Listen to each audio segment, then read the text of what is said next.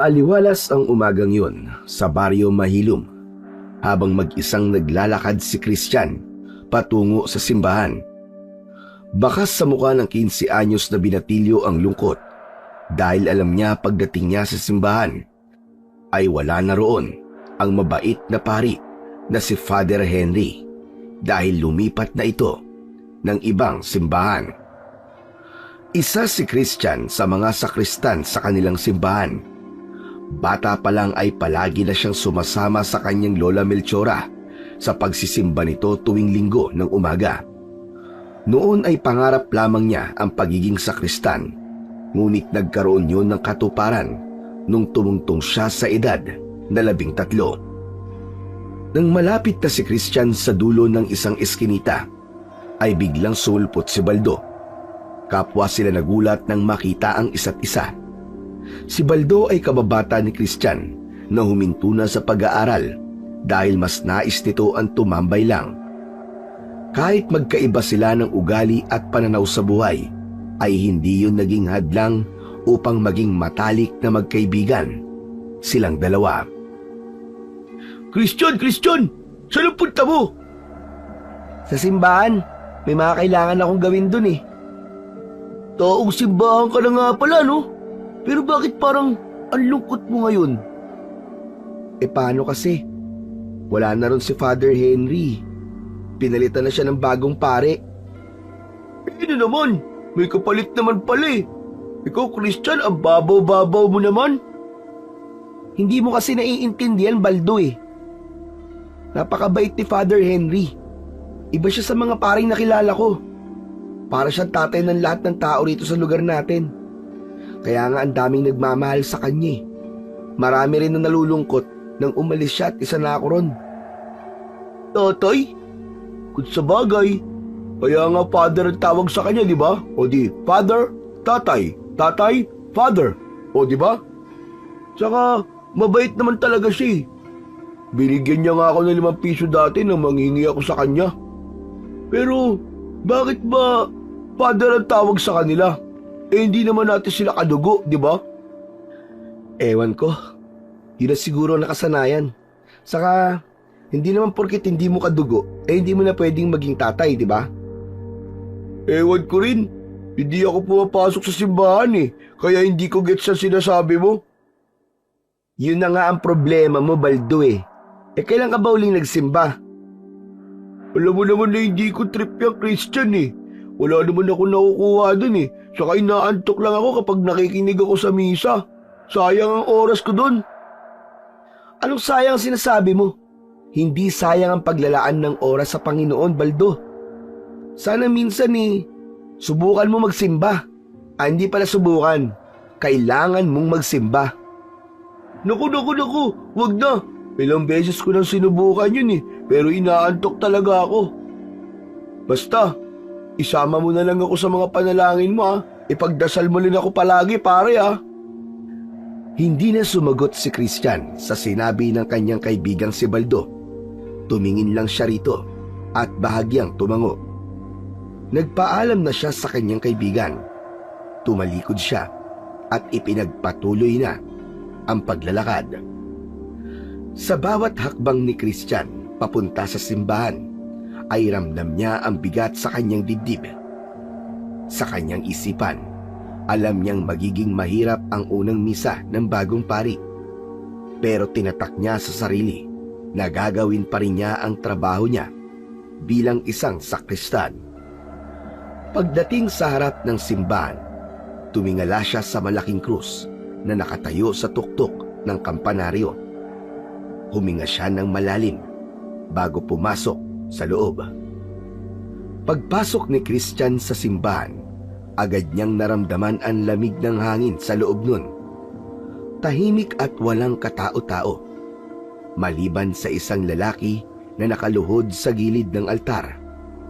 Nang tumayo ang lalaki, ay doon niya nakita kung gaano yun katangkad. Sa pagharap nun, ay doon naman niya napansin ang maputi nitong kutis at guwapong muka. Hinayaan lang ni Christian ang lalaki dahil bukas naman palagi ang simbahan sa lahat ng nais na magdasal doon.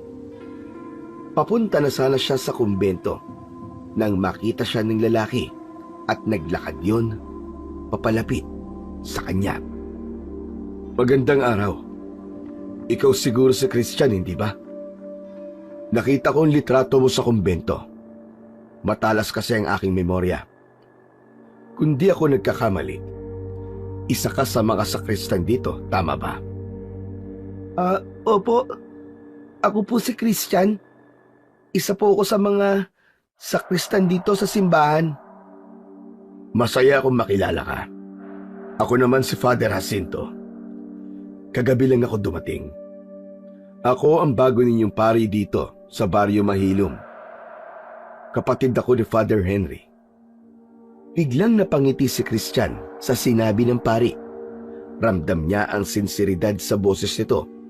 Bukod doon ay maaliwalas ang mukha nito dahil palagi itong nakangiti. Masaya po akong makilala kayo, Father. Mabuti na lang po at may kapalit kagad si Father Henry. Malaki po ang naitulong niya sa baryo namin. Oo nga eh. Narinig ko na napakabuti niyang tao. Pero huwag ka mag-alala, Christian. Sisikapin kong ipagpatuloy ang mabubuting nasimulan niya dito sa baryo niyo. Kung may kailangan po kayo, Father, nandito lang po ako para tumulong. Maraming salamat kung ganun, Christian. Malaking tulong sa simbahan at sa una kong misa bukas kung narito ka. Opo, Father Jacinto. Palagi po ako narito tuwing may misa. Muling ngumiti si Father Jacinto at tumingin sa altar na parang may hinahanap.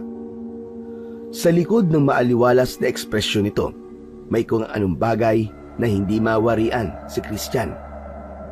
Ngunit hindi na lang niya yun pinansin. Iniisip niya na baka dahil bago si Father Jacinto ay normal na may maramdaman siyang kakaiba sa pari. Sige po, Father. Maglilinis po muna ako sa kwarto niyo, doon po sa kumbento. Sige, Christian. Maraming salamat. Habang papalayo si Christian, hindi niya maiwasang mapangiti. Sa tingin niya ay mukhang magiging maganda ang simula ni Father Jacinto sa kanilang baryo. Matapos ang mga dapat gawin sa simbahan at kumbento, ay nagpaalam na si Christian kay Father Jacinto para umuwi. Binigyan siya ng 5 piraso ng mansanas ng pari. Malugod naman niyang tinanggap ang bigay ng pari. Pagdating ni Christian sa bahay nila, ay sinalubong siya ng amoy ng bagong lutong sinigang na isda. Simpleng kubo lang ang kanilang tirahan, ngunit palaging malinis at maaliwalas yun dahil masinop at malinis sa bahay ang kanyang Lola Melchora. Nakita ni Christian si Lola Melchora na abala sa paghahain ng kanilang tanghalian sa maliit na mesa sa gitna ng sala. Sakto lang ang dating mo, Apo. Nakahain na. Abay, maghugas ka muna ng kamay mo at maupo ka na rito. Sige po, Lola. Agad na tumungo si Christian sa batalan sa likod ng bahay para maghugas ng kamay. Nang bumalik siya sa loob, nakahanda na ang pagkain.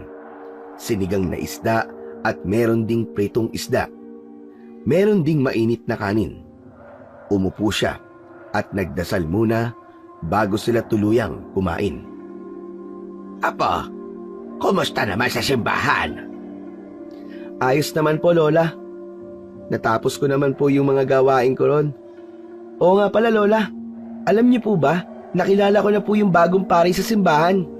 Siya po si Father Jacinto. Siya ba yung kapalit ni Father Henry? Opo, mabait naman po pala siya eh. Palangiti, parang excited nga po siya sa unang misa niya bukas. Mabait? Abay, mabuti naman kung ganon. Pero Apo, iba pa rin talaga si Father Henry. Abay, walang makakapantay sa kanya. Napakabuti niya. Hindi lang bilang isang pare, kundi bilang isang tao. Alam ko po, Lola. Sobrang dami nga po na itulong ni Father Henry dito sa baryo natin. Pero, baka naman po dapat bigyan din natin ng pagkakataon si Father Jacinto. Mukha din naman po siyang mabait eh. Binigyan pa nga po niya ako ng mansanas eh. Madali kasing sabihin na mabait ang isang tao, Apo. Pero ang kabutihan, nasusubok yan sa tagal ng panahon. Tignan natin kung kaya niyang panindigan ng responsibilidad niya sa baryo natin, gaya ng ginawa ni Father Henry. Kailangan lang po nating kilalanin siya ng mabuti, Lola. Ako po, masaya naman po ako na may kapalit na kagad si Father Henry. Ang mahalaga po, may pari pa rin po tayo sa simbahan. May punto ka naman, Apo. Pero sana ay tama ka. Mahirap magtiwala agad, lalo na sa panahon ngayon. Napangiti si Christian sa sinabi ni Lola Melchora. Itinuloy nila ang pagkain habang patuloy silang nagkwekwentuhan tungkol sa araw na yon. Kinabukasan, araw ng linggo. Kapag ganung araw ay maagang nagigising sina Christian at Lola Melchora upang magtungo sa simbahan. Minsan nauunang magtungo sa simbahan si Christian bilang isa siyang sakristan. Pero kung maaga pa naman, ay sabay sila ng kanyang lola. Maganang kumakain ng almusal si Christian. Sinangag at pritong itlog ang nakahain sa mesa. Apo, bilisan mo nang kumain. Kailangan natin makarating na maaga sa simbahan. Ayoko mahuli tayo sa misa. Saka maghahanda ka pa para sa unang misa ng bagong pare, hindi ba? Habang patuloy si Christian sa pagkain, ay may narinig siyang tumawag sa pangalan niya. Biglang sumilip si Baldo sa nakabukas na pinto ng kanilang kubo. "Oh, Baldo! Anong ginagawa mo rito?" "Sumama ka sa akin, Christian! Meron akong ipapakita sa'yo, bilisan mo!" Baldo, wag mo munang abalahin ang apo ko at magsisimba pa kami. Hindi pinansin ni Baldo si Lola Melchora. "Christian, dali! May papakita ko sa'yo! Mamaya ka na kumain dyan!" "Lola, saglit lang po ah. Babalik din po agad. Mukhang importante po kasi talaga ang ipapakita ni Baldo eh." Christian, ano ba? Naghahabol tayo sa misa eh. Ngunit hindi na pinakinggan ni Christian ang kanyang lola at tumakbo siya palabas ng kanilang bahay. Ramdam kasi niya talaga na mahalaga ang ipapakita ni Baldo sa kanya base sa reaksyon ng mukha nito. Habang naglalakad papunta sa hindi niya alam na destinasyon, ay nagtanong na si Christian sa kanyang kaibigan. "Sandali nga lang, Baldo. Ano bang ipapakita mo sa akin? Saan ba tayo pupunta?" "Malalaman mo rin mamaya. Mas maganda na ikaw na mismo makakita." "Nakakakaba ka naman." Patuloy silang naglakad papunta sa masukal na bahagi ng Baryo Mahilom. Habang palapit sa bahaging yun ng baryo, ay napansin ni Christian na maraming tao na ang naroon. May mga pulis, ilang residente, at mga osisero na kung tawagin ay marites. Sa gitna ng kaguluhan, nakita ni Christian ang isang bangkay ng babae na nakalatag sa damuhan. Halos hindi niya kinaya ang nakita niya.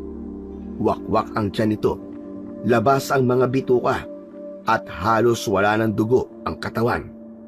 Napahawak siya sa bibig at pilit na pinigilan ang pagsusuka. "Diyos ko po! Sinong pumatay sa kanya?" "Narinig ko kanina na aswang daw may gawa niyan. Hindi ba nakakatakot na meron palang aswang dito sa atin?" "Ano ka mo? Aswang? Seryoso ka ba, Baldo?" "Oo, Christian. Ganito raw ang ginagawa ng aswang. Nilalapa ang lamang loob at sinisipsip ang dugo. Wala talagang ititira kahit na isang patak. Kaya nga gusto kong makita mo yan eh. Dapat mag-ingat ka. Lalo na't minsan ginagabi ka sa pag-uwi mo mula doon sa simbahan."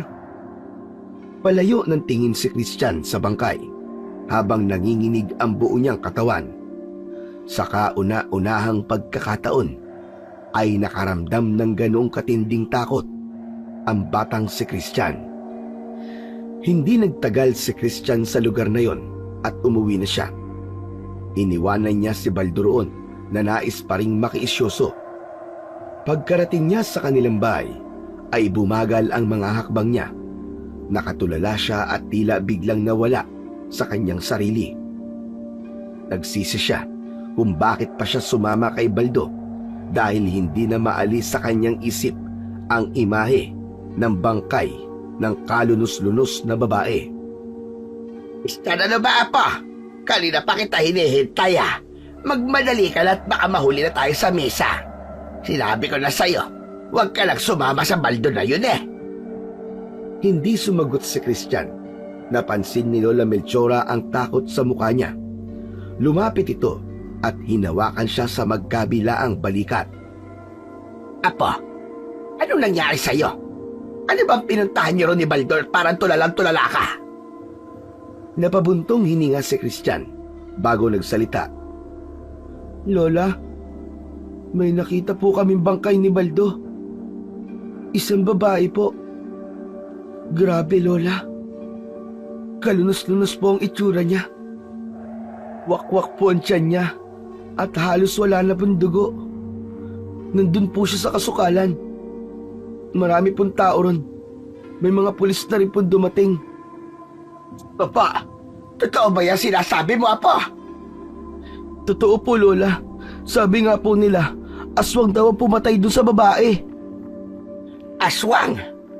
Huwag kang basta-basta maniniwala sa mga sabi-sabi, Christian. Sa tagal ko na dito sa Mahilom, wala akong narinig na kwento tungkol sa may pinatay ng aswang dito. Pero Lola, hindi gawain ng normal na tao yun. Maniwala po kayo. Parang nilapa ng isang mabangis na hayop yung babae. Apo, hindi lahat ng naririnig natin ay dapat paniwalaan natin kagad. Lalo na't walang matibay na ebidensya. Maraming masamang tao sa mundo at hindi imposible na may mga kayang gumawa ng ganong kasamaan. Tumango si Christian pero nasa isip pa rin niya ang nakitang bangkay at ang takot na maaaring may nagtatagong aswang sa kanilang baryo. Siya. Magbihis ka na, Apo. Huwag mong hayaang kainin ka ng takot. Magdasal tayo sa simbahan mamaya. Doon natin idulog ang mga pangamba mo. Bagamat mabigat pa rin ang kalooban niya, ay kumilos na ang batang si Christian at sumunod sa kanyang lola. Pero sa likod ng kanyang isipan, alam niyang hindi mawawala ang imahe ng bangkay at ang misteryong bumabalot sa pagkamatay ng babaeng yun. Pagdating ni na Christian sa simbahan, ay dumiretso agad siya sa likod kung saan naroon ang silid ng mga sakristan. Iniwan niya si Lola Melchora sa harap ng altar upang maghintay sa pagsisimula ng misa. Kinuha niya ang puting sutana na karaniwang suot ng mga sakristan at maayos niyang isinuot. Hinigpitan niya ang tali sa bewang at inayos ang laylayan. Habang nagbibihis, naririnig niya ang sunod-sunod na yabag ng mga dumating na tao sa simbahan. Inalis muna ni Christian sa kanyang isip ang bangkay ng babae na nakita nila kanina. Nang magsimula na ang misa, ay tumayo na si Christian sa tabi ng altar kasama ng iba pang mga sakristan. Nang dumating na si Father Jacinto, ay agad na nagsimula ang misa. Tumayo ito sa gitna ng altar at binigkas ang pambungad na panalangin. Habang pinagmamasdan ni Christian si Father Jacinto, napansin niya kung gaano kahusay magmisa ang bagong pari. Ang boses nito'y malalim at puno ng sinseridad. Malinaw ang bawat salitang binibigkas nito. Nakita rin ni Christian ang reaksyon ng mga tao na tila humanga ang mga yon sa bagong pari. May mga ngumingiti pa at tumangutango habang nakikinig sa sermon ni Father Jacinto. Matapos ang banal na misa, ay muling nagsalita si Father Jacinto. Mga minamahal kong taga-baryo Mahilom, lubos ako nagpapasalamat sa inyong mainit na pagtanggap sa akin bilang inyong bagong pari. Ngunit ngayong araw, nais kong magbigay ng panalangin para sa ating kababayan na nasawi sa isang karumal-dumal na insidente. Nakikiramay ako sa pamilya ng ating yumaong kababayan. ipagdasal natin ang kanyang kaluluwa. At naway, gabayan siya ng Diyos, patungo sa liwanag, at para sa ating lahat, maging mapagmatsyag at pag-ingatan natin ang ating sarili sa bawat oras. Sumagot ang mga tao ng mahinang amen. Naroon ang lungkot sa kanilang mga mata, ngunit halatang nakahanap sila ng kapanatagan sa mga sinabi ng pari. Pagkatapos ng misang yon, ay nagmadaling bumalik si Christian sa likod ng altar upang gawin ang mga tungkulin ng isang sakristan pagkatapos ng misa. Kasama niya ang dalawa pang sakristan na sina Leo at Mateo na parehong kaedad niya. Habang tinatanggal nila ang mga ginamit na kandila sa altar, ay nag-usap sila ng mahina. Alam na rin pala ni Leo at Mateo ang tungkol sa bangkay ng babae, at maging ang mga ito ay natakot at kinilabutan. Sinabi na lang ni Christian na sana ay mahuli na kung sino mang pumatay sa kaawa-awang babae. Matapos magpalit ng damit, ay pinagtulungan nilang ayusin at linisin ang altar. Habang ginagawa nila yon, ay dumating si Father Jacinto. Maraming salamat sa pagsama niyo sa unang misa ko dito sa Baryo Mahilom. Mamaya'y kumuha kayo ng mga delata sa kumbento ko bago kayo umuwi at delhin niyo sa inyong pamilya. Sabay-sabay na nagpasalamat sina Christian sa pari. Nang dalhin ng mga kasama ni Christian ang malalaking kandila sa likod ng altar, ay lumapit si Father Jacinto sa kanya. Basta ka, Christian. Kanino ko pa napapansin na parang takot na takot ka. May problema ka ba, iho? Wala naman po, Father. Hindi ko lang po maalis sa isip ko yung bangkay po ng babae na pinatay. Nakita ko po kasi mismo yung bangkay kanina. Mahabaging Diyos. Talagang kalunos-lunos ang pangyayaring yon. Nakakalungkot na sa unang misa ko pa nangyari ang ganong bagay. Ipagdasal mo na lang sa Diyos ang iyong takot at isuko mo sa Kanya ang lahat, Christian. Opo. Maraming salamat po, Father Jacinto. O sige na, maaari ka nang umuwi. Huwag kalimutan na kumuha ng delata, ha? Pinarte-parte ko na yon. Mag-iingat ka. Opo, Father. Mag-iingat po ako.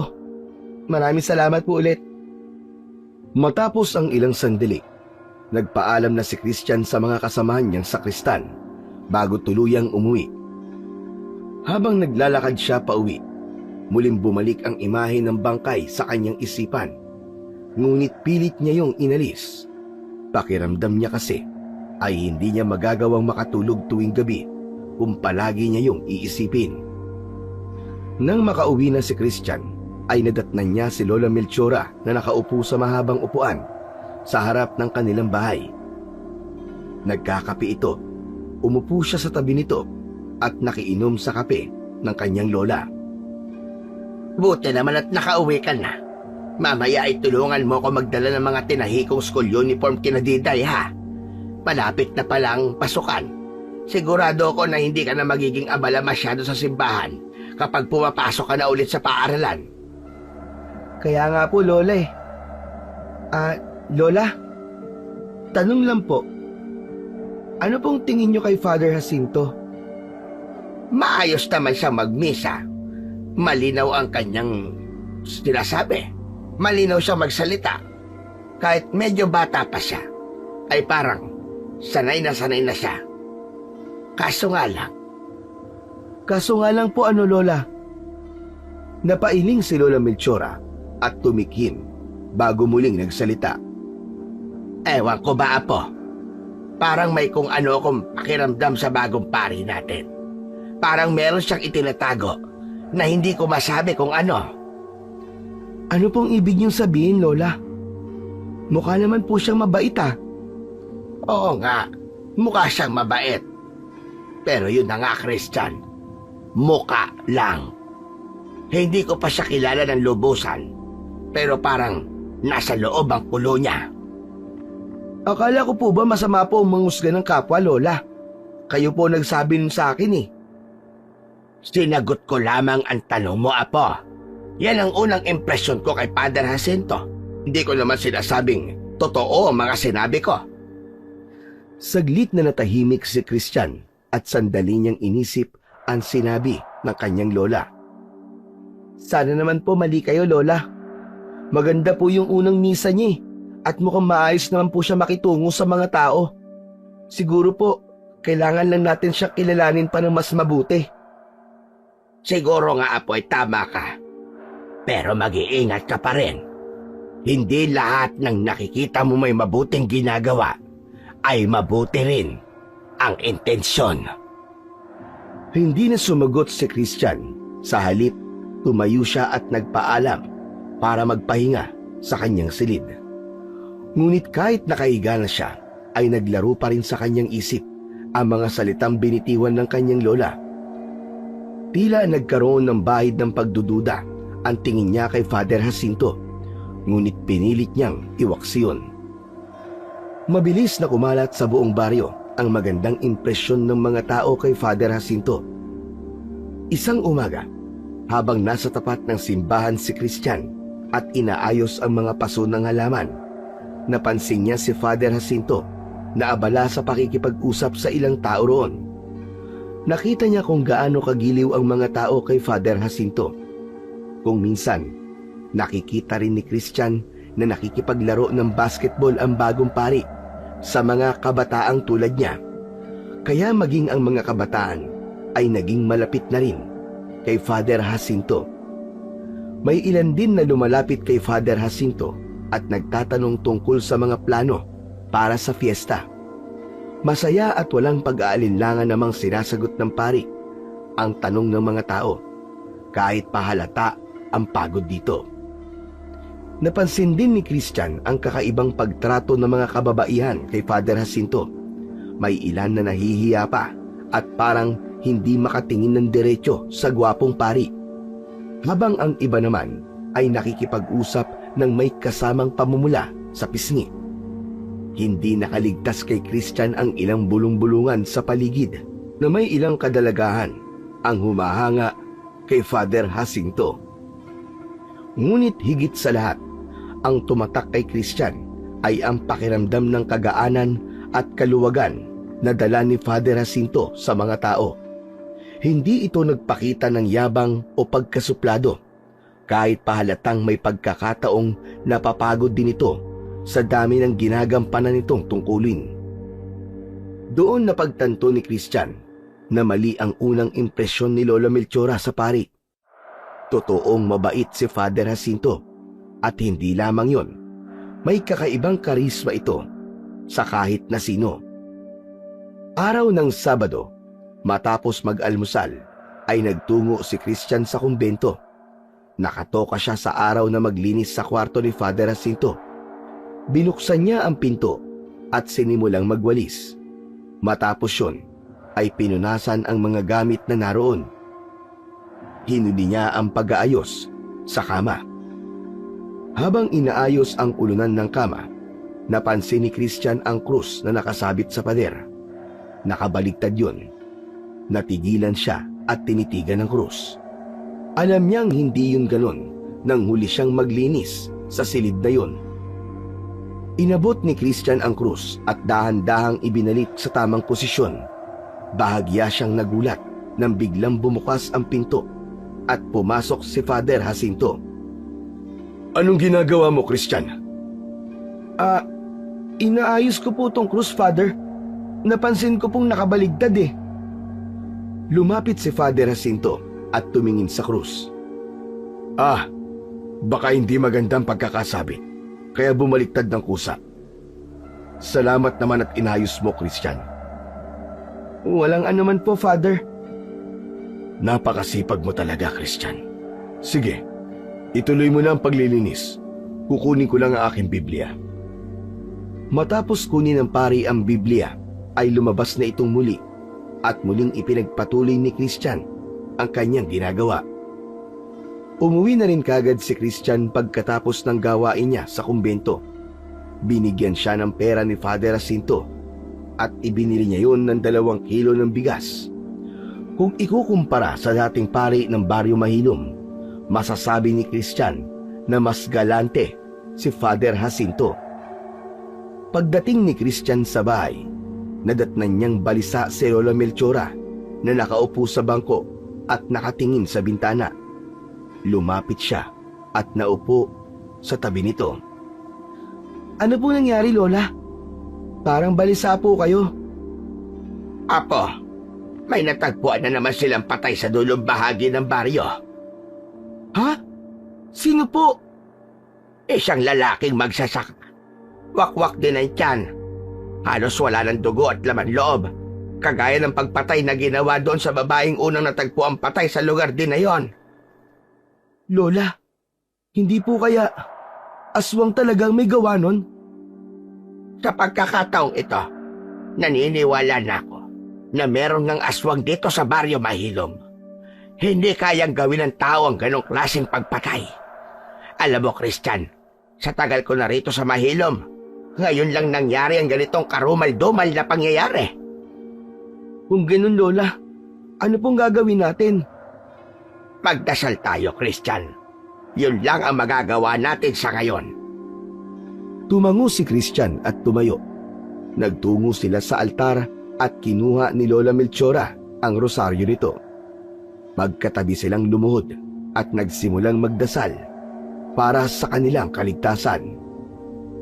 Nang sumunod na araw, matapos ang misa, ay lumapit si Father Jacinto kay Christian habang inaayos niya ang mga ginamit sa natapos na misa. Christian, pwede mo bang linisin ang bodega sa likod? Matagal na yung hindi nalilinis eh. At baka may mga gamit doon na kailangan ng itapon. Sige po, Father. Pagkatapos ko po nito ay yun naman po ang gagawin ko. Maraming salamat, Christian. Hayaan mo at magpapagawa ako ng merienda para sa iyo. Mabilis na tinapos ni Christian ang pag-aayos ng mga gamit. Maya-maya pa ay nagtungo na siya sa bodega na nasa likod ng kumbento. Pagbukas niya ng pinto, sumalubong sa kanya ang alikabok at amoy ng lumang kahoy. Kinuha niya ang walis, basahan at isang kandila dahil medyo madilim ang loob. Nang buhayin niya kasi ang ilaw, ay hindi na yun sumindi dahil pundido na. Sinimulan niyang punasan ang mga estante, ayusin ang mga kahon, at walisan ang sahig.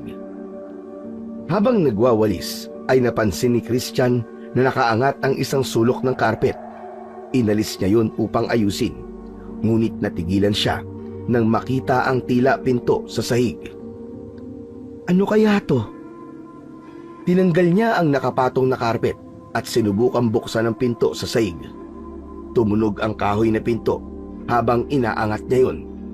Nang tuluyan na niya yung nabuksan, ay tumambad sa kanya ang isang hagdan pababa. Hawak ang kandila, ay sinilip niya ang loob nun. May basement pala dito? Bakit ngayon ko lang ito nalaman? Napuno ng kuryosidad si Christian kung ano ang meron sa basement na yon. Kaya marahan siyang bumaba sa hagdan. Sa bawat tapak niya sa mga baitang ay umiingit ang kahoy na hagdan. Pagdating sa ibaba ay natagpuan niya ang isang mahabang lagusan na ang dingding ay gawa sa bato. Malamig at tahimik ang paligid. Tanging ang liwanag ng kandila na hawak niya ang nagbibigay sa kanya ng tanglaw. Naglakad si Christian sa lagusan at sa dulo nun ay may isang pintuan. Hindi na siya nagdalawang isip na buksan yon. Isang may katamtamang silid ang nasa likod ng pinto. Pumasok siya roon at tinanglawan niya ng kandila ang bawat sulok. Wala siyang nakitang kakaiba roon, maliban sa isang altar na nasa gitna ng silid. Sa altar ay may mga tunaw na kandila at bulok na mga bulaklak. Sa gitna noon ay may isang ginintuang crucifix na may pulang kristal na disenyo.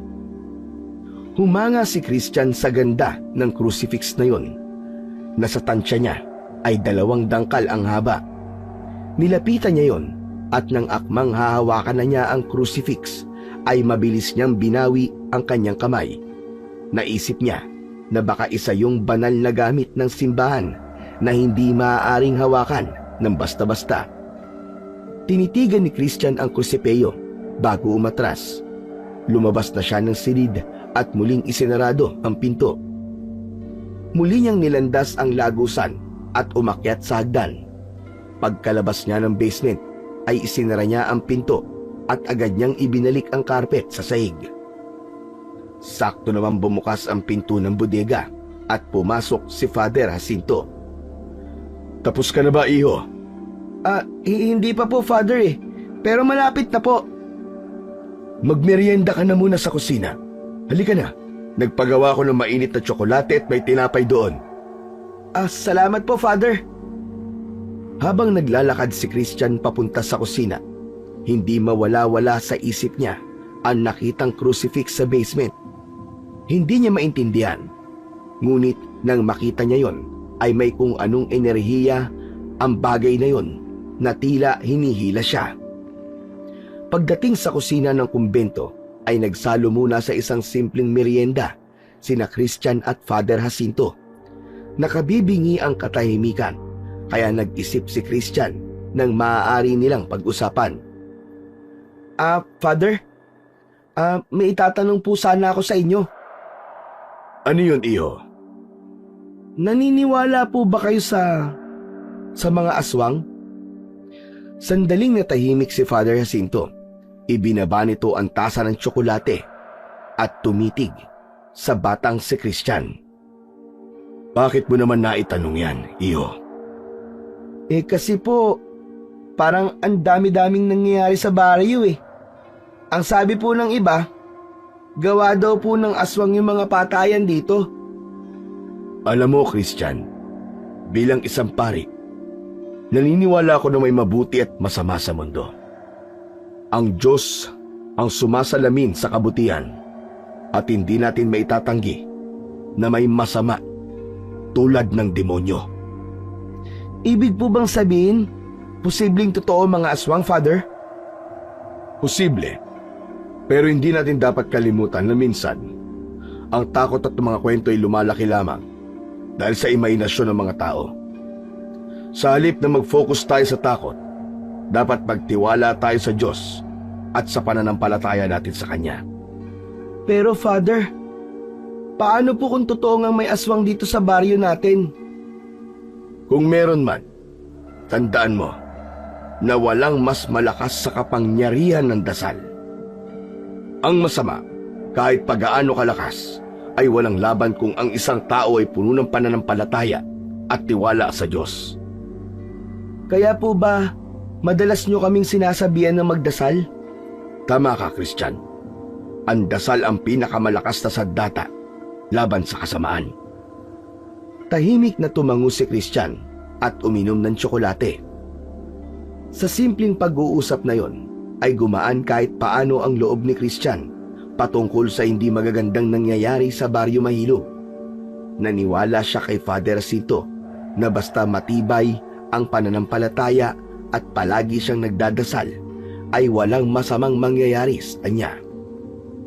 Nang matapos ni Christian ang paglilinis ng bodega, ay naglakad na siya pauwi sa kanilang bahay. Hindi niya inasahan na makakasalubong niya si Baldo, na agad siyang inakbayan at sumabay sa kanyang paglalakad. Christian! Christian! Buti nakita kita! Bakit parang ang saya mo yata ngayon, Baldo? Grabe ka ha! Akala ko ba'y best friend kita? Nakalimutan mo na ba kung anong meron sa araw na to? Bakit? Ano bang meron ngayon? Hindi naman piyesta. Wala. Nakapagtatampo ka naman, pare. Birthday ko ngayon! Birthday ko! Kaya lang, wala namang handaan sa bahay kahit birthday ko eh. Pero alam mo, nag-ipon ako ng pera para makakain man lang ako ng fast food. Hala, sama ka sa akin. Ililibre kita kasi birthday ko eh. Aba, ayos siya na. Sige, sige. Sasama ako, pero saglit lang tayo ah. Oo naman, pagkakain natin, uuwi na kagad tayo. Pero sigurado ka ba? Baka wala nang matira sa ipon mo pag nilibre mo ako. Huwag ka mag-alala, pinag-ipunan ko talaga to para maging espesyal ang araw na to. Tara na! Sige pare, happy birthday ah. Naglakad na sila palabas ng Baryo Mahilom at sumakay sila ng tricycle papunta sa bayan. Pagdating nila sa isang sikat na fast food restaurant ay pumila na si Baldo para umorder habang si Christian naman ay naghahanap ng mauupuan nila. Hindi nagtagal ay inilapag na ni Baldo ang isang tray na puno ng masasarap na pagkain. Masayang kumain at nagkwentuhan ng magkaibigan.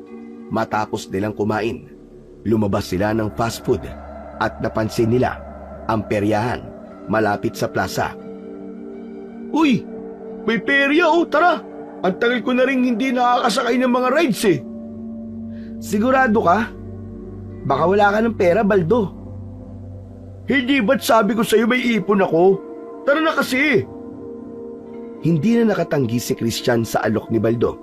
Sumakay sila sa Ferris wheel, tumalon-talon sa inflatable castle, at sinubukan pa ang carousel kahit na parang masyado na silang matanda para doon.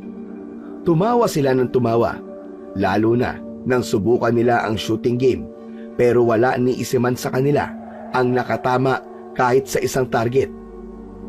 Christian, alam mo, hindi ka talaga papasa bilang isang sniper. Sus, makapagsalita ka. Puro palpak din naman yung mga tira mo. Patuloy silang nagdaro at naglibot sa peryahan hanggang sa napansin ni Christian na dumidilim na. Baldo, gabi na pala. Dapat umuwi na tayo. Mapapagalitan na ako nito ni Lola eh. Oo nga no, hindi ko rin napansin. Tara na nga, paniguradong hinahanap na rin ako sa bahay. Naglakad sila hanggang sa makasakay sila ng tricycle pauwi sa Baryo Mahilom. Kahit alam ni Christian na mapapagalitan siya ni Lola Melchora, ay wala na siyang pakialam dahil naging masaya naman siya kasama si Baldo sa araw na yon.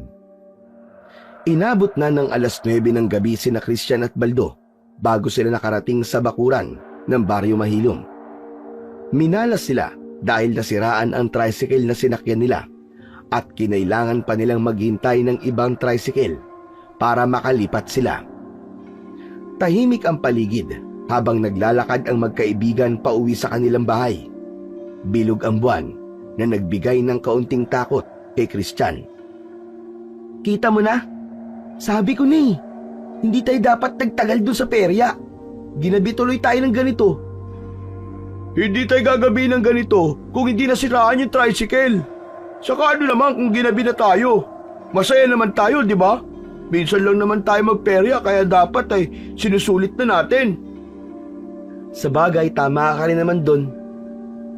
Basta, bilisan na nga natin at baka maabutan pa tayo ng aswang dito. Ayun! Lumabas din ang totoo. Kaya ayaw magpagabi kasi takot sa aswang. Bakit ikaw? Hindi ka ba natatakot? Ako? Takot sa aswang?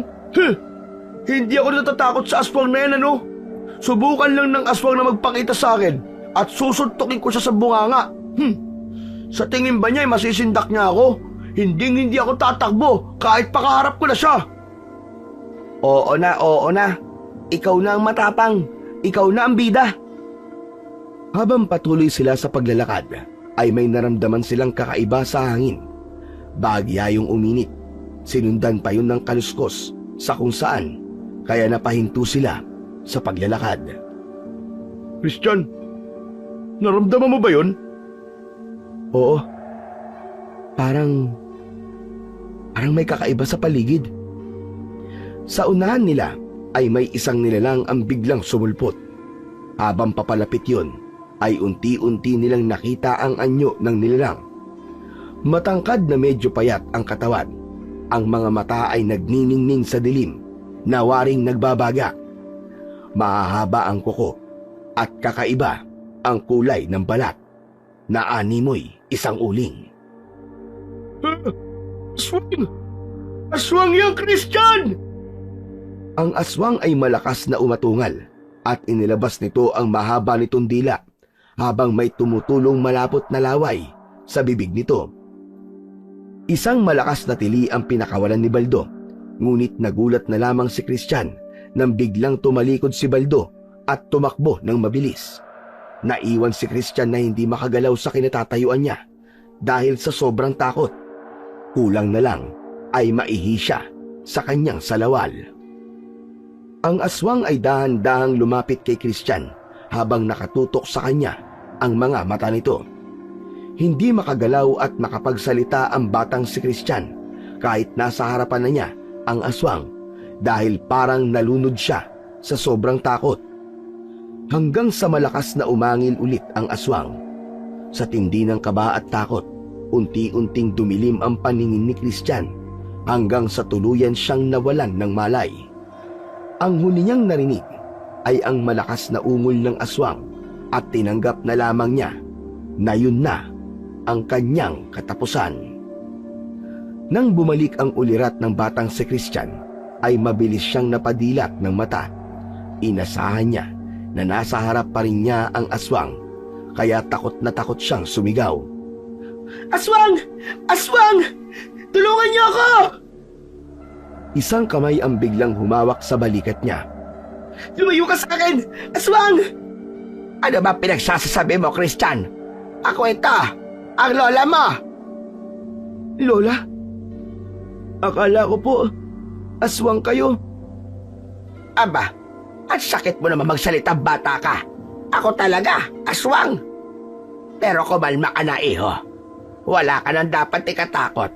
Nasa bahay ka na. Ligtas ka na rito, apo ko. Nagsimulang bumagsak ang luha ni Christian at napayakap siya kay Lola Melchora. Ang buong akala niya talaga ay katapusan niya na ng gabing yun. Lola, akala ko po mamamatay na talaga ako kagabi. Akala ko po wala na. Kalma lang, iho. Kalma lang. Huwag ka mag-alala. Nandito na si Lola. Ligtas ka na, apo. Habang hinahaplos ni Lola Melchora ang likod ni Christian, hanggang sa unti-unti na siyang kumalma. Makalipas ang ilang sandali, ay kumalas siya sa yakap at tumingin sa lola niya. Ngayon, pwede mo na bang ikwento sa akin kung ano nangyari? Dinala ka rito ng mga tanod na walang malay.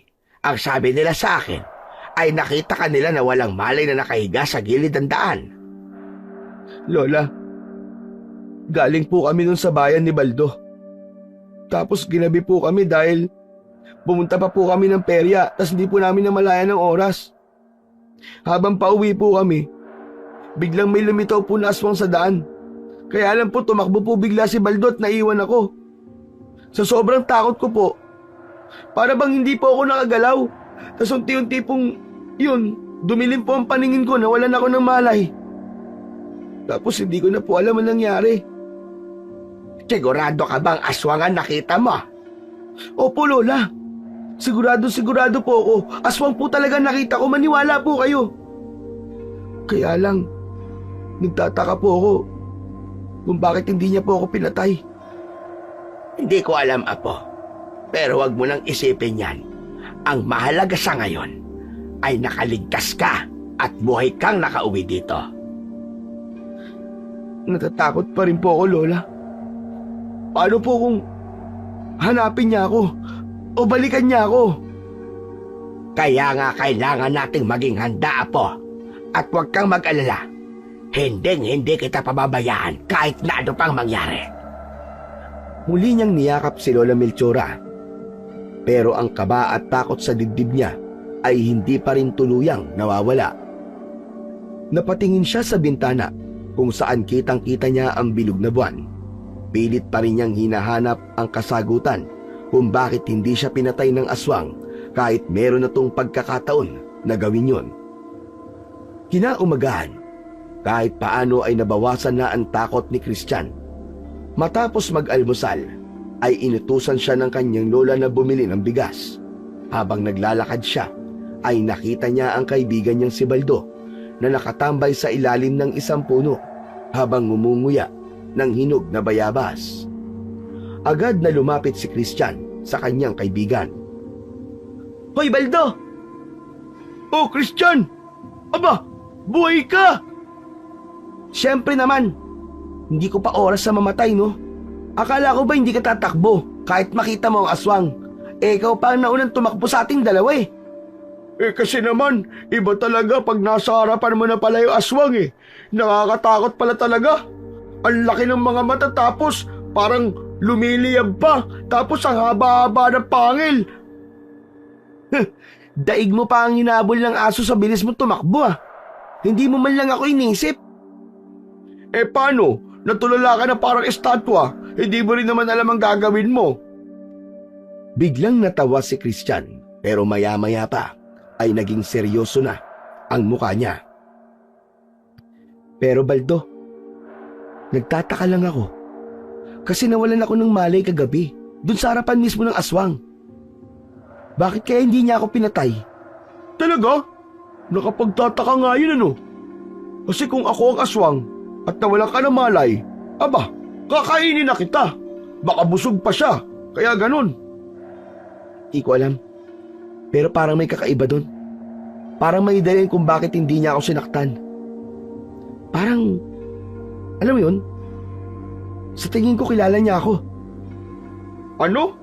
Kung kilala ka ng aswang, sino naman kaya yun? Ewan ko, Baldo. Hindi ko rin alam.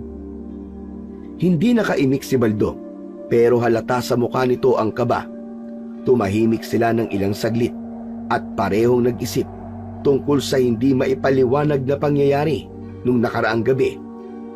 Sa likod ng isip ni Christian, nagsimula na siyang maghinala kung may koneksyon siya sa aswang o kung may mas malalim pang sikreto na hindi niya alam, nagigimbal sa kanilang lahat. Pagkatapos bumili ng bigas, ay naglakad na si Christian pauwi. Pagdating niya sa bahay nila, ay agad siyang sinalubong ni Lola Melchora na may ngiti sa labi. Christian, apo, mabuti at bumalik ka na. Alam mo ba na meron tayong bisita? Sino po? Pumasok ka sa loob at makikita mo. Napatakbo si Christian papasok ng bahay. Pagpasok niya, ay tumambad sa kanya ang isang matandang pari na nakaupo sa silyang kahoy habang may hawak na isang tasa. Nagliwanag ang mukha ni Christian nang malaman kung sino ang kanilang bisita. Father Henry!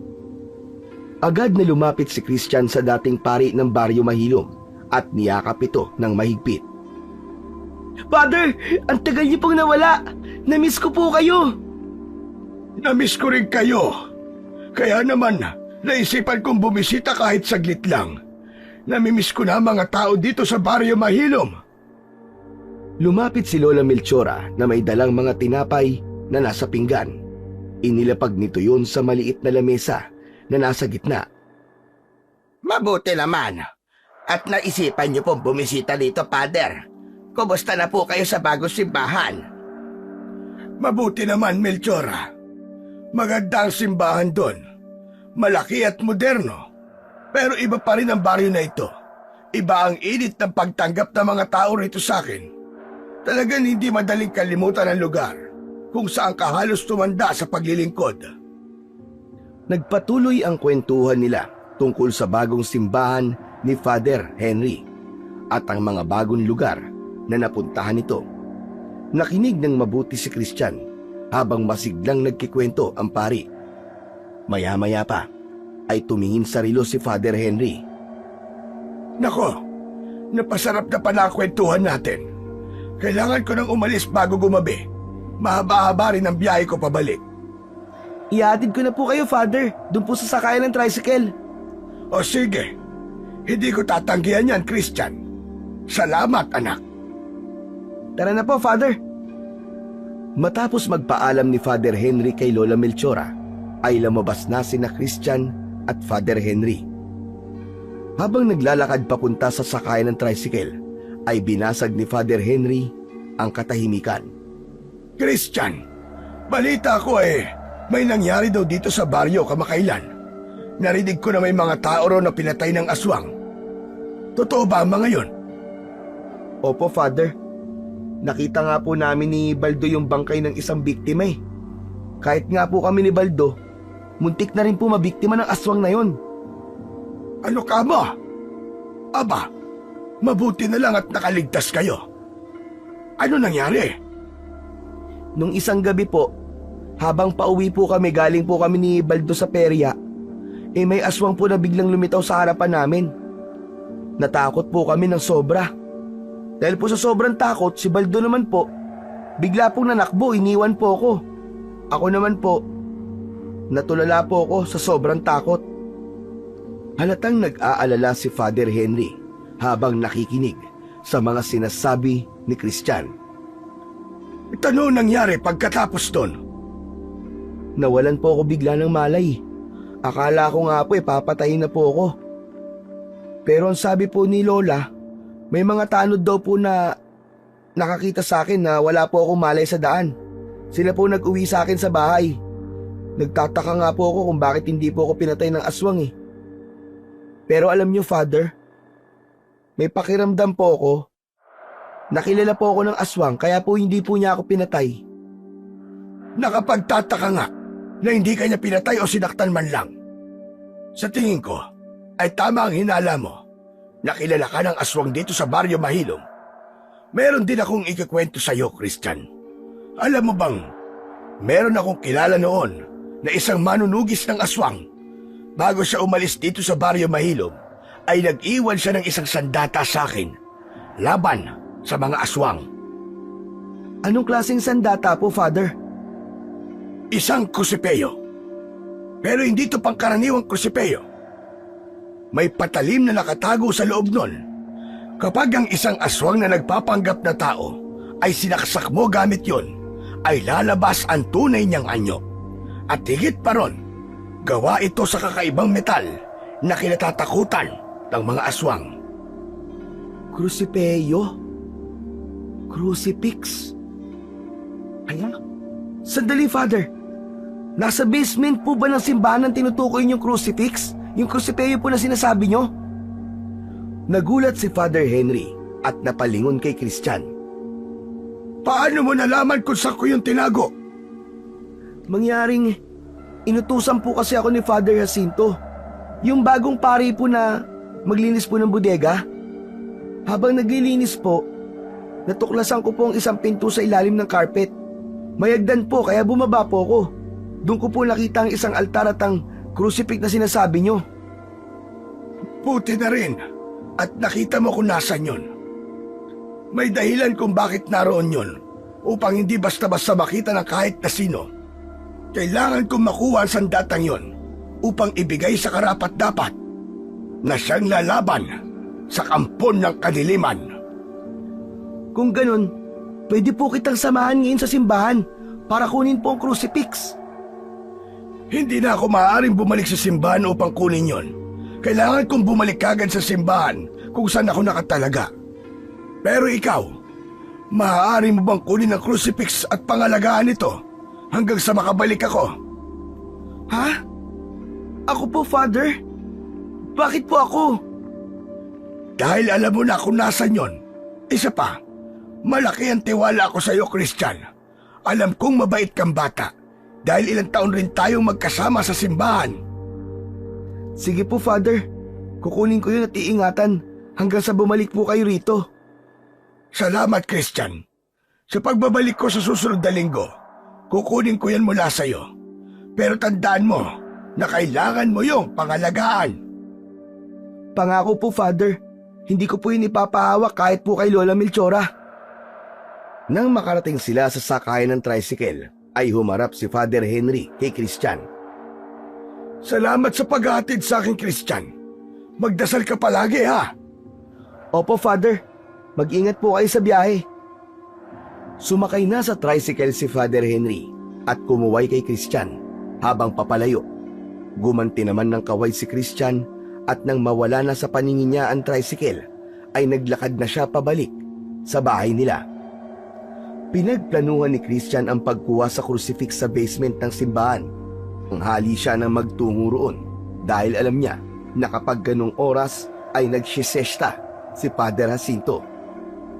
Pumasok si Christian sa simbahan at tuminto sa tapat ng altar upang mag-sign of the cross bago siya nagtungo sa bodega na nasa likod ng kumbento.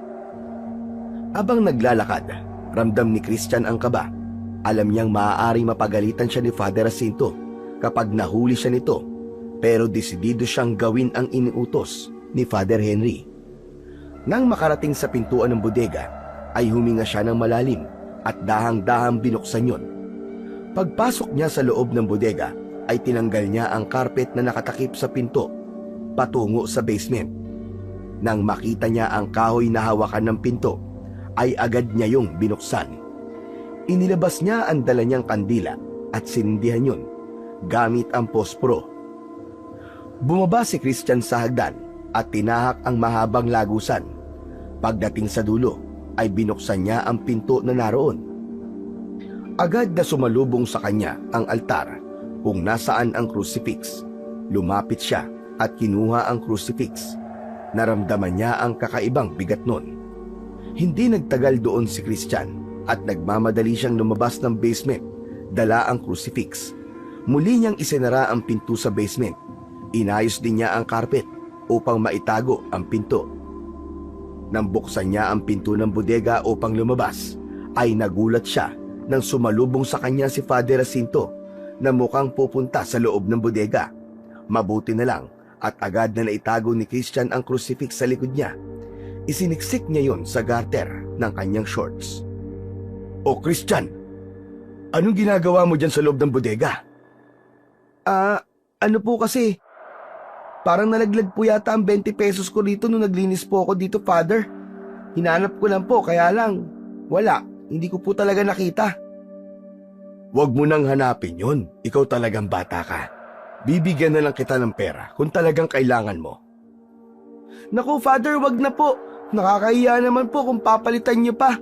Ako naman po ang nakawala nun eh." "Sigurado ka ba, iho?" "Opo. Saka, baka hindi ko po rito yung nawala." "O siya, sige. Ikaw ang bahala kung ayaw mong tanggapin ang kapalit ng 20 pesos mong nawala. Oo nga pala. Sa makalawa ay magkakaroon tayo ng panggabing misa pagkatapos ng prosesyon para sa piyesta." "Okay po, Father. Ayusin po agad namin ang altar para po sa misang yon. Sige po, uuwi na po ako." Naglakad na palayo si Christian, dala ang crucifix. Labis ang kasiyahan niya dahil alam niyang matutuwa si Father Henry kapag nalaman nito na nakuha niya na ang pinapakuha nito sa kanya. Kahit paano ay nagkaroon din siya ng pag-asa na matatapos na ang pag-atake ng aswang sa lugar nila, lalo na't meron palang sandata na kayang tumalo sa mga aswang. Pagdating ni Christian sa kanilang bahay ay itinago niya ang crucifix sa ilalim ng mga damit niya na nakalagay sa isang kahon. Kinagabihan, matapos maghapunan ay kinuha ni Christian ang isang lumang aklat na ibinigay sa kanya noon ni Father Henry. Habang abala siya sa pagbabasa, ay lumapit si Lola Melchora at naupo sa harap ni Christian. Christian, apo, may sasabihin ako sa iyo. "Ano po yun, Lola?" Namatay si Aling Nena, yung matandang kumari ko sa kabilang baryo. Inatake pala yun sa puso kahapon. Makikipaglamay sana ako ngayong gabi, apo. "Pero Lola, hindi po ba delikado? Gabi na po ah. Baka mamaya makasalubong niya pa po yung aswang gaya nung nangyari sa amin ni Baldo." Huwag kang mag-alala, apo. Hindi naman ako mag-isa eh. May mga kasama akong pupunta ron at sabay-sabay din kaming uuwi. Saka, hindi ako magpapakabayani na magpunta roon kung ako lang mag-isa. "Kahit na po may kasama kayo, hindi niyo pa rin sigurado kung kaya niyong labanan yung aswang. Saka nirarayuman na po kayo. Hindi kayo makakatakbo. Hindi ba mas mabuting dito na lang po kayo, Lola? Wag na po kayong umalis. Pwede naman pong ipagdasal na lang po natin si Aling Nene." Ikaw naman bata ka. Masyado kang negatibo mag-isip. Walang mangyayaring masama sa akin. Uuwi din kagad ako at hindi ako magtatagal doon. Lola, kung ganito na lang po kaya, kung sumama na lang po kaya ako sa inyo para hindi po ako nag-aalala dito sa bahay. Wag na, apo. Wag na. Sino magbabantay dito sa bahay natin? Alam mo namang ayokong iiwang walang tao ang bahay na to eh. Napabuntong hininga si Christian. Doon niya napagtanto na kahit anong sabihin niya sa kanyang lola, ay hindi niya na mapipigilan ito sa lakad nito sa gabing yon. Ay nako, ano pa nga bang magagawa ko? Sige po, mukhang hindi ko naman po kayo mapipigilan eh. Pero Lola, mag-iingat po kayo ah. Huwag kang mag-alala, Apo. Babalik din naman ako kagad. Kakain lang ako ron ng sopas tapos uuwi na rin ako. Pagkaalis ni Lola Melchora ay sinarado ni Christian ang pinto at siniguradong nakalakyon, maging ang mga bintana. Tumungo siya sa kanyang kwarto at nagdasal ng taimtim. Ipinagdasal niya na sana ay walang mangyaring masama sa kanyang lola. Matapos magdasal ay humiga na si Christian. Makalipas ang ilang oras ay hindi niya namalayan na nakatulog na pala siya. Ngunit sa kalagitnaan ng tulog niya ay bigla siyang nagising. Dama niya ang malamig na hangin na pumapasok mula sa siwang ng bintana at naramdaman din niya ang mabilis na tibok ng kanyang puso. Kinabahan siya sa dahilan na hindi niya malaman. Hanggang sa naalala ni Christian si Lola Melchora, paulit-ulit na tumakbo sa isip niya ang isang tagpo kung saan nilalapa ng aswang ang kanyang lola. Pilit niya yung inalis sa kanyang imahinasyon, ngunit hindi siya nagtagumpay. Dahil doon ay mas lalong tumindi ang kanyang kaba. Sa mga sandaling yon ay hindi na mapakali si Christian hanggang sa nagdesisyon na siyang lumabas upang sunduin si Lola Melchora upang makasiguro siya na ligtas itong makakauwi. Kinuha niya ang crucifix at hinila niya ang itaas na bahagi nun at doon niya nalaman na totoo nga ang sinabi ni Father Henry sa kanya na may nakatagong patalim sa crucifix. Habang naglalakad ay mahigpit na hawak ni Christian ang crucifix. Habang tinatahak niya ang madilim na daan patungong kabilang baryo ay napadaan siya sa simbahan. Napansin niya ang isang anino sa gilid nito. Alam niyang tao yun at nagkaroon siya ng kuryosidad kung sino ang nasa likod ng anino na yon. Naglakad si Christian papunta sa gilid ng simbahan at sinundan niya ang pinuntahan ng anino hanggang sa nakita niya si Father Jacinto na naglalakad patungo sa bodega. Nagtago si Christian sa likod ng isang malaking puno at tahimik na pinanood ang pari. Pumasok si Father Jacinto sa bodega at isinarado niya ang pinto. Makalipas lamang ang ilang minuto ay bumukas din kagad ang pinto ng bodega. Inasahan ni Christian na si Father Jacinto ang lalabas. Ngunit laking gulat niya nang imbis na si Father Jacinto ang lumabas, ay isang nakakatakot na aswang ang lumabas mula sa pinto ng bodega. Mabilis yung tumakbo palayo hanggang sa mawala na yon sa kanyang paningin. Kinabahan si Christian para kay Father Jacinto dahil alam niya na nasa loob pa rin ng bodega ang pari. Sa kabila ng kaba ay marahan siyang naglakad papunta sa bodega at binuksan niya ang pinto. Pumasok siya at inilibot niya ang kanyang paningin, ngunit hindi niya nakita roon si Father Jacinto. Hanggang sa pumasok sa isip niya ang isang realisasyon. Hindi maaari. Si Father Jacinto. Siya ang aswang. Nagtaasan ang balahibo ni Christian matapos niyang mapagtanto ang bagay na yon. Yun lang kasi ang paliwanag na naisip niya kung bakit hindi niya nakita si Father Jacinto sa bodega matapos nitong pumasok doon. Nagmamadaling lumabas ng bodega si Christian habang pinagpapawisan siya ng malamig. Hindi pa rin siya makapaniwala sa kanyang natuklasan, pero paulit-ulit niyang sinabi sa kanyang sarili na baka nagkamali lang siya. Hindi na itinuloy ni Christian ang pagsundo kay Lola Melchora. Mula simbahan ay naglakad na siya pauwi sa kanilang bahay. Ngunit pagdating niya roon ay nandoon na ang kanyang lola na bakas sa muka ang pag-aalala nang makita siya. Diyos ko kang bata ka! Saan ka ba galing? Pagdating ko ay wala ka. Nagpahangin lang po ako saglit, Lola, tsaka naglakad-lakad. Alam mo naman na may aswang na gumagala tapos lumalabas ka pang mag-isa. Paano kung makita ka ulit ng aswang na yon? Lola, wag po kayong mag-alala. Tignan nyo, ligtas naman po akong nakauwi. Saka, malapit lang naman po ang pinuntahan ko Nako, Puro ka talaga katwiran, hindi ka na nauubusan ng katwiran. Ay sige na, matulog na tayo. At anong oras na rin? Tumango si Christian. Nauna na siyang nagpunta sa kwarto upang humiga. Habang nakahiga ay hindi pa rin siya mapalagay. Pilit niyang iniisip na hindi aswang si Father Jacinto dahil kahit siya ay hindi makapaniwala na magiging aswang ang isang alagad ng Diyos. Pumikit si Christian pero naglaro pa rin sa kanyang isipan ang mga nakita niya.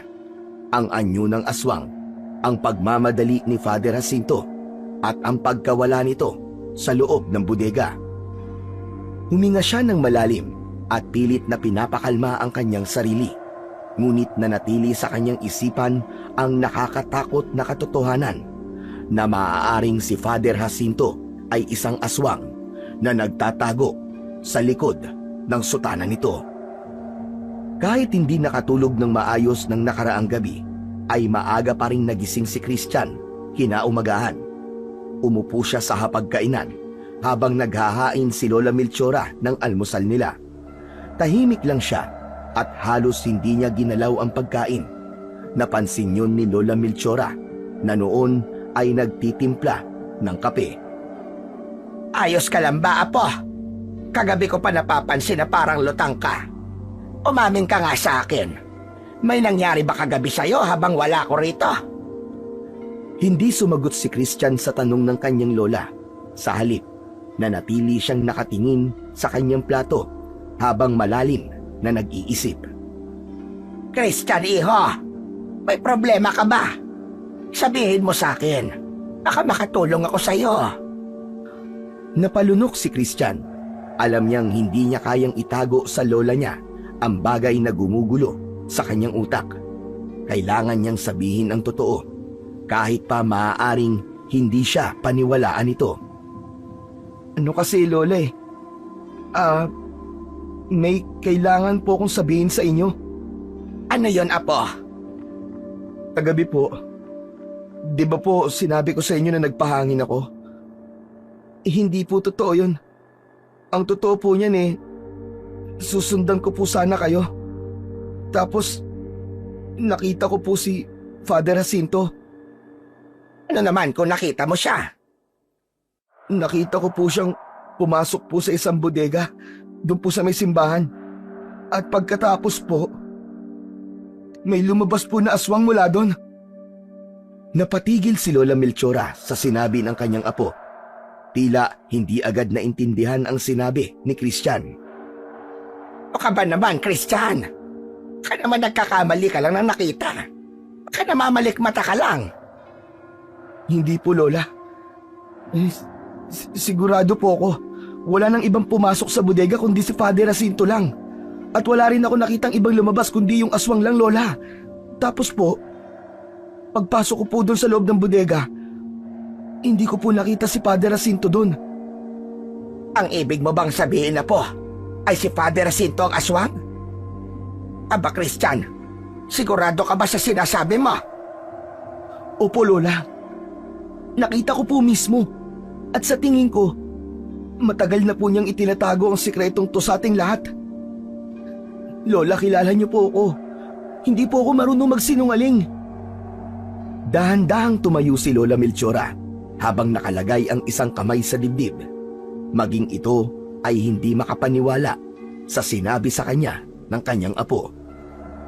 Kung totoo ang sinasabi mo, kailangan nating ipaalam ito sa mga tao. Hindi natin pwedeng hayaang magpatuloy siya sa paggawa ng masama dito sa ating lugar. Bigla silang napatigil nang may marinig silang mahinang kaluskos sa may pinto. Paglingon nila ay nandoon si Father Jacinto. Nakatayo ito at nakangisi habang nakikinig sa kanilang usapan.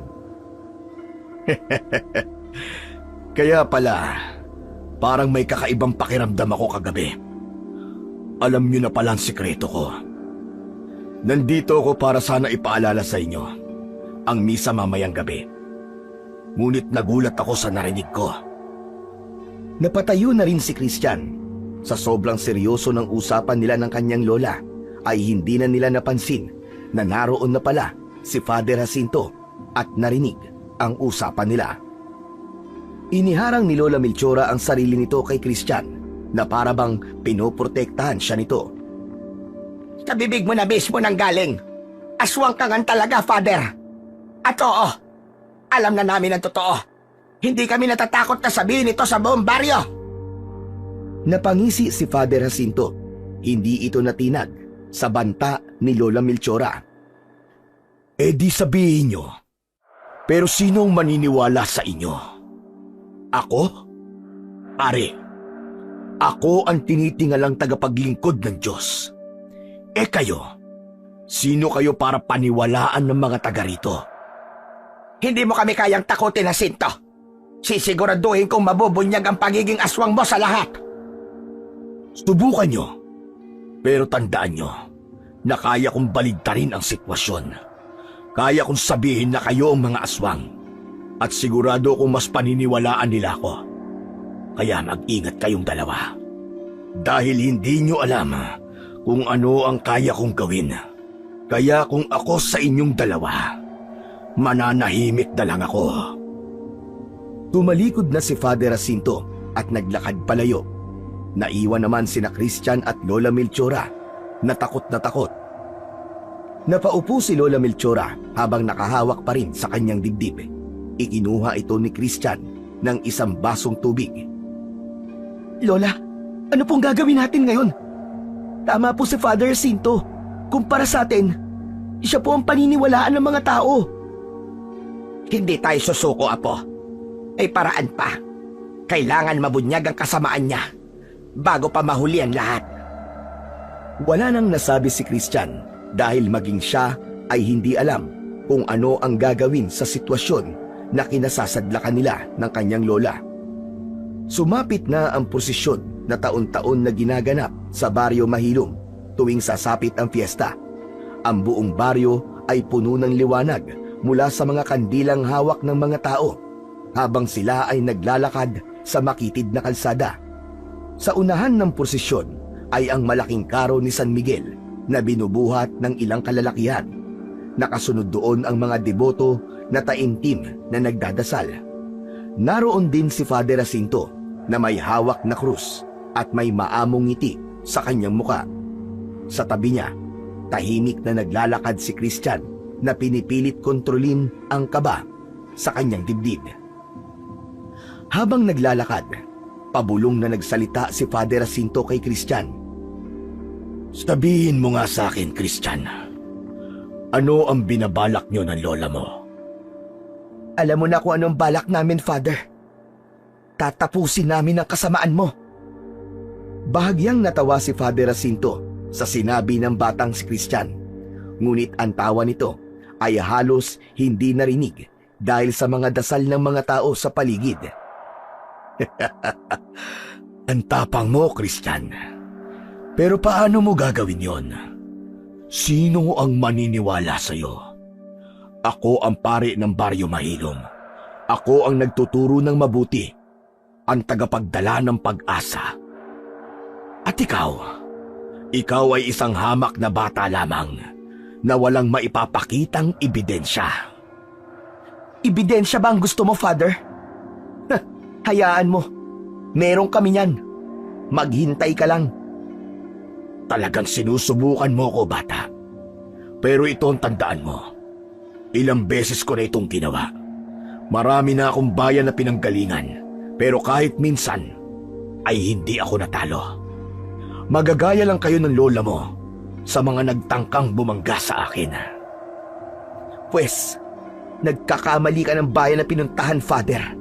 Dahil dito sa Baryo Mahilom, matatapos ang kasamaan mo. Nang makabalik ang prosesyon sa simbahan, ay bumalik na ang mga tao sa loob upang maghanda naman para sa misa. Habang tumutunog ang kampana, tila naramdaman ni Christian ang bigat ng responsibilidad sa kanyang balikat. Alam niyang walang ibang makakapigil sa pari kundi siya lamang at meron na siyang plano kung paano niya magagawang isiwalat sa lahat ang madilim na sikreto ni Father Jacinto. Sa loob ng simbahan, tumahimik na ang lahat nang magsimula na ang misa ni Father Jacinto. Ramdam ni Christian ng mga oras na yun ang tensyon sa paligid. Nasa isang sulok lang siya. Suot ang kanyang damit na pangsakristan at ang kanyang isang kamay ay mariing nakahawak sa crucifix na itinago niya sa ilalim ng kanyang kasuotan. Mga minamahal kong kapatid, mag-ingat kayo sa mga tao na nagpapanggap na mabuti. Ngunit ang totoo naman ay may kasamaan na itinatago sa kanilang mga puso. Hindi lahat ng ngiti ay dalisay at hindi lahat ng kaibigan ay tunay. Tumalim ang tingin ni Christian kay Father Jacinto. Ramdam niya ang diretsong patama ni Father Jacinto na tila nagbabadya ng banta. Nagbalik sa kanyang isipan ang sinabi ng pari kagabi na maaari nitong baligtarin ang sitwasyon at palabasin na sila ni Lola Melchora, ang aswang.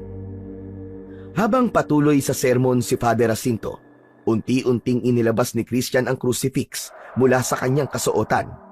Hinawakan niya ito ng mahigpit at marahang hinila ang nakatagong patalim mula roon. Malakas na kumabog ang puso ni Christian, ngunit alam niya na yun na ang pagkakataon niya upang ipakita sa lahat kung sino talaga si Father Jacinto.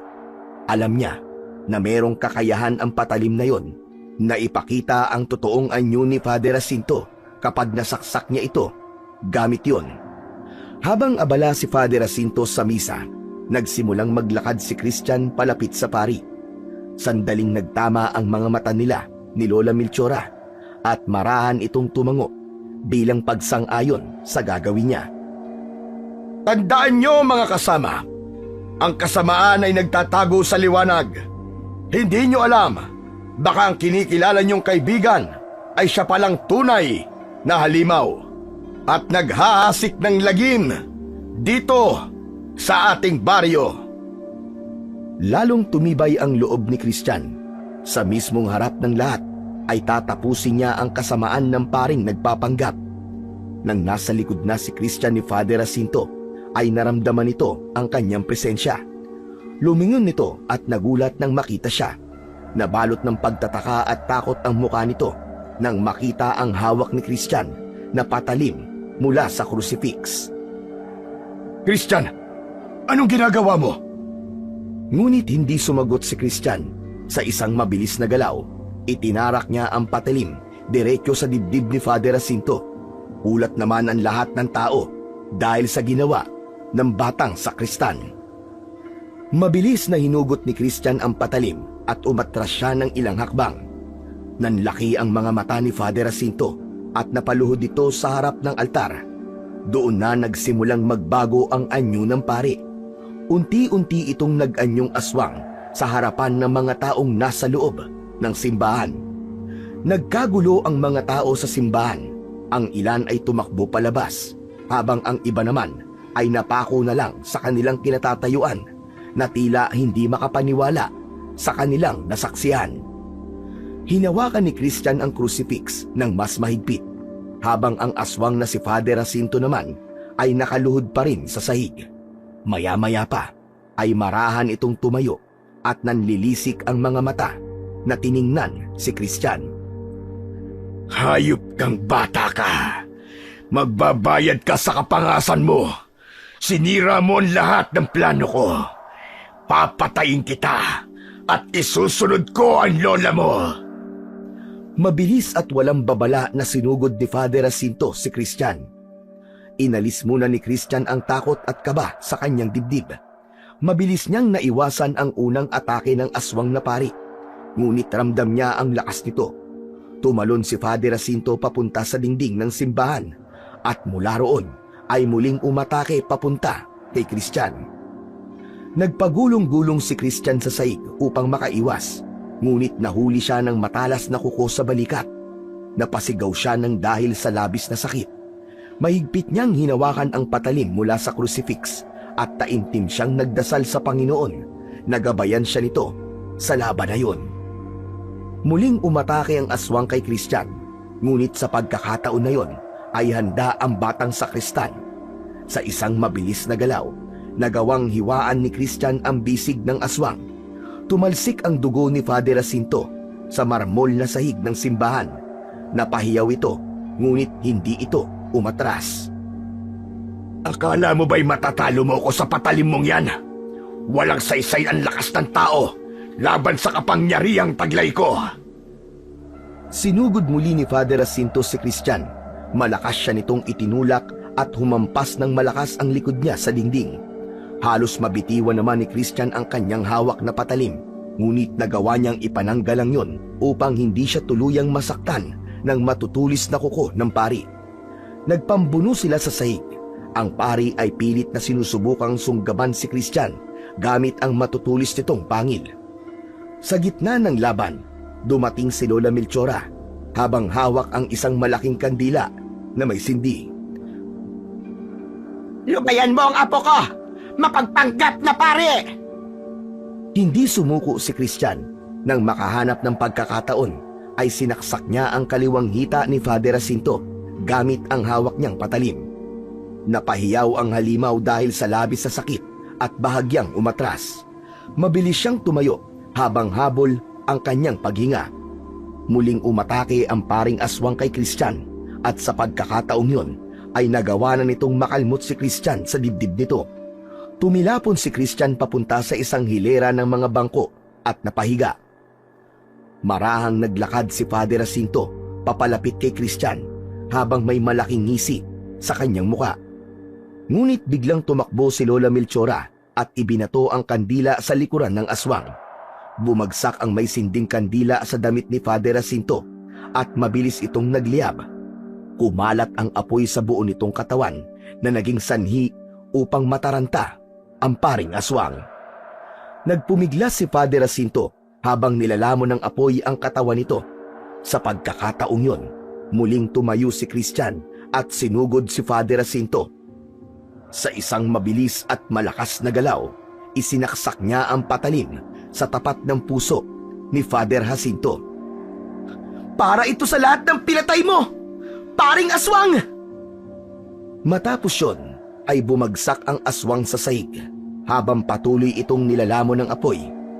Ilang segundo lang ay huminto na ito sa paggalaw hanggang sa tuluyan na itong binawian ng buhay.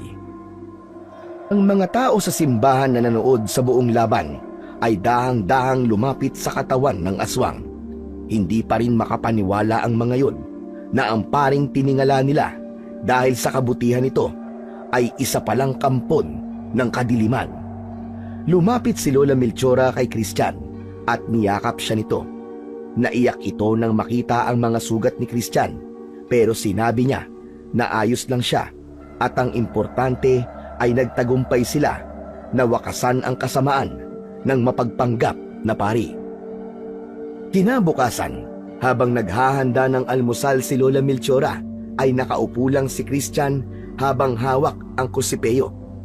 Hindi pa rin siya makapaniwala sa lahat ng nangyari nung nakaraang gabi. Maya-maya pa, isang hindi inaasahang bisita ang dumating. Walang iba kundi si Father Henry. Agad itong pinapasok ni Lola Melchora. Nakarating sa akin na nangyari kagabi. Kahit ako hindi makapaniwala na si Father Jacinto pala ang aswang dito sa Baryo Mahilong. Tunay nga na minsan nagtatago sa magandang anyo ang kasamaan. Maging kami, Father Henry, ay hindi rin makapaniwala na ang pari na yon, pinagkatiwalaan at lahat, ay isa palang aswang. Lumingon si Father Henry kay Christian at ngumiti. Christian, iho, nalaman ko ang ginawa mong kabayanihan. Napakabigat ng desisyon na ginawa mo. Ngunit, iniligtas mo ang buong baryo. Hindi ko po yun magagawa kung hindi po dahil dito sa crucifix, Father Henry. Ito po naging sandata ko para matalo po si Father Jacinto. Saka si Lola Melchora rin po. Tumulong din po siya sa akin. Kaya, Father Henry, ibabalik ko na po itong crucifix sa inyo dahil hindi ko na po ito kailangan. Tiningnan ni Father Henry ang crucifix. Kinuha nito yon at matiim yung tiningnan. Ngunit nagtaka si Christian nang ibalik ni Father Henry ang crucifix sa kanya. Alam mo, Christian, naisip kong ibigay ito sa isang taong karapat-dapat. Isang tunay na mandirigma laban sa kasamaan. Father, ano pong ibig niyong sabihin? Nagpakita ka ng tapang. Kahit alam mong maaari ka mapahamak, ay nakipaglaban ka pa rin. Kaya nararapat na ikaw nang magmay-ari ng crucifix na yan. Naniniwala ako sa kakayahan mo, Christian, at sa kabutihan ng iyong puso. Naku, maraming salamat po, Father. Nangako po ako sa inyo. Naaalagaan ko po ang crucifix. Hindi ko po kayo bibiguin. Alam ko, iyo. Dahil pinatunayan mo na sa lahat na ikaw ang nararapat na mga laga sa crucifix na yan. Isang malaking ngiti ang sumilay sa labi ni Christian. Alam niya na isang mabigat na responsibilidad ang kapalit ng pagtanggap niya sa crucifix. Pero naniniwala siya na may crucifix man o wala, basta matatag ang pananampalataya niya sa lumikha, ay hindi siya pababayaan ng Diyos at patuloy siya nitong gagabayan sa mga susunod pa niyang laban. Habang hawak ni Christian ang crucifix, ay alam niyang marami siyang natutunan sa nangyaring laban, na hindi dapat agad nagtitiwala sa mga taong mukhang mabuti dahil kung minsan ang kasamaan ay nagtatago sa likod ng maskara ng kabutihan. Sa kabila ng lahat ng hirap at takot na pinagdaanan nila, buo na ang loob ni Christian. Hindi na siya isang sakristan lang, kundi siya na ang sakristan na handang lumaban sa kasamaan kung kinakailangan.